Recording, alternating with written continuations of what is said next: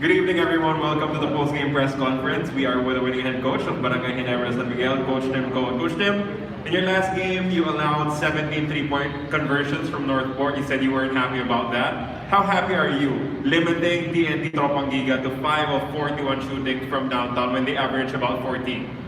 Well, that's what I was thinking about walking over here from the court. I was thinking about, was it our defense or they just had a poor shooting night? I think they just had a poor shooting night. They didn't have a lot of legs because they played yesterday.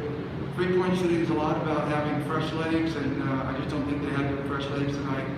We said at halftime that we were lucky because we had a lead because they missed all their three-point shots in that first half. They had open ones.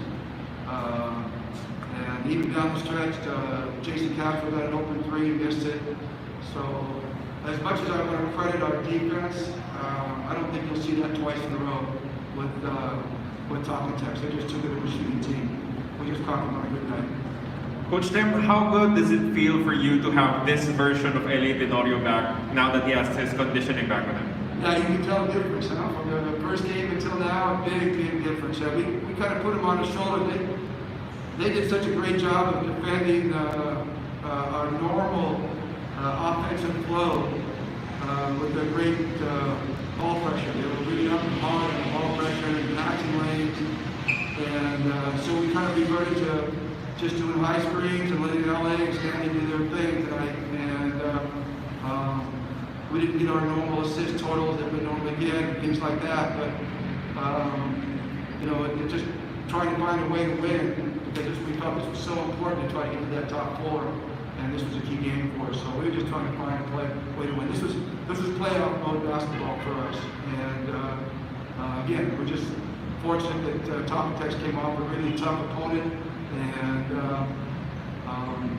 I just think that they didn't have their legs tonight. Now welcoming our Zoom callers, starting out with Mr. Ruben Terran. Coach, Stanley again carried the fight for Ginebra late in the game. It's been a constant theme for you guys. Your thoughts again of Stan in tonight's game? That's the plan. That's the plan, Stan. he's going to be, he's our closer. He closes the game for us, and we want the ball in his hands. And if not in his hands, we want it in LA's hands. And those two guys can create for themselves and can create for other people. So definitely he's our closer. Like Kobe Bryant was a closer for the Lakers. Michael for the Bulls. Jimmy Butler for the Miami Heat. Stanley's our closer. He's going to try to close the game. I think everybody knows it. The other team knows it. But even if they know it, it's still hard to stop. Everyone knows it's coming, but it's still hard to stop. Thank you, Sir Ruben. Next question is from Mr. Aaron Bayato. Aaron? Yes, good evening, Coach. Congratulations for the win. Hi. Of course, you'll have a one-day rest for you guys, and then you'll be facing the defending champions who are currently on a slump. How confident are you that perhaps your team can probably continue their victory on Sunday? You can see guys with masks and smiling because to think that San Miguel's in a slump they're never in a slump. They might lose a game or two, but they're never in a slump. They can turn it on and off so easily. They're just a great collection of players that play so well together. And the reason I'm smiling is because I can't think of a worse time to play them after they got beat badly by another opponent. That's absolutely the worst time to play San Miguel. And so we're not looking forward to it. But it's a challenge, and we're going to try to take it on. But Ginebra San Miguel over the last few years, they just it's been an awesome rivalry, and that honestly San Miguel always has what we want. So we're always chasing them, and but my hat's off to that team. Coach Leo, the way he gets those guys, they're amazing. Now, they're going through maybe a little bit of a hard time without Junmar and without what's his name? There. Yeah, Terrence. Sorry. Last guy's name is Terrence. But Terrence and that has really been a big hit to their depth. And as we've been saying in this conference, depth really is a huge value to a team right now because of how quickly the games come, and you really want to go deep into your lineups. And they just don't have that luxury without Terrence and GINEBRA. And I think his photo went out today, and so I don't know if he came back and played, but they're really struggling with their depth. But if they get a couple days to rest and they get everything, get their legs back, they're the best team out there. Thank you, Paul. Next question from Bong Lozano. Hi, Coach Team. Congrats on the win. Coach, you had another player make history tonight, Japet. Got his 800 block today, making him the second active player to reach that mark. So what are your thoughts on the other players are with to have 800 blocks? Man, you should have guessed that. 600, sorry, just correction. Unbelievable, man. And what's your reaction to Japet's defensive prowess, Coach? You know, we depend so much on Japet to protect the rim force and intimidate. That's the whole basis of our defense. And now that we don't have Greg, that even becomes more important.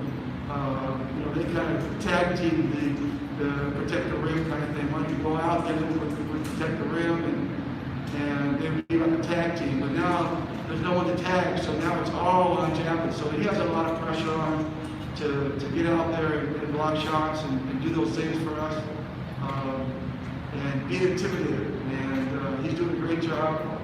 That's why we're in first place. Basically, he's anchoring our defense, and that's what we're living on is our defense. We have a follow-up question from Mr. Ruben Dorado. Coach, just want to ask about Art, as he hasn't played, as well as Joe, he didn't play earlier. What's the latest? Joe is fine, and actually Art is fine, but we haven't had any practices to really mix Art into the thing, so we don't know about him at this point. He's kind of an unknown for us because we don't know how his game is. We don't know if he's in rhythm. We don't know, exactly if he can push himself to the limit because we haven't had a practice in which he's been healthy, in which he can push himself. So we've been kind of avoiding playing him until hopefully we get a couple of practices in. We're hoping that'll happen before playoff time. We didn't even practice yesterday. We had a practice scheduled, but we canceled it because we wanted to save our legs. So, like I said, we're not having practices, so we can't see Art in action. And that was my problem with Jared Bonanza also. Jared, when we got to the bubble, he had some dehydration problems, and he wasn't able to practice with us. So I wasn't sure, now I have to see these guys in practice before I can, just throw them out there in a game. And that's kind of our rule, that's our culture. If you can't get into practice, then you're not going to get into games, basically. And it's not their fault, it's just he had injuries, and he's had to get on. Joe, on the other hand, we just didn't have a good matchup for Joe today. Joe's been pushing hard, trying to get in shape and stay in shape, and he's taking a lot of painkillers to allow himself to play. So by the third quarter, I was saying to myself, and get him ready for the playoffs. He and JP are both playing in a lot of pain, and if it was any other time, they wouldn't be playing right now because they're not getting enough recovery time. So it's basically we're just kind of playing with Joe's load at this point. If there are no more questions, we thank you again, Coach Timko, and congratulations once again to Barangay Ginebra San Miguel. Thank you for watching. Click the subscribe button and ring the bell to be notified with our latest videos.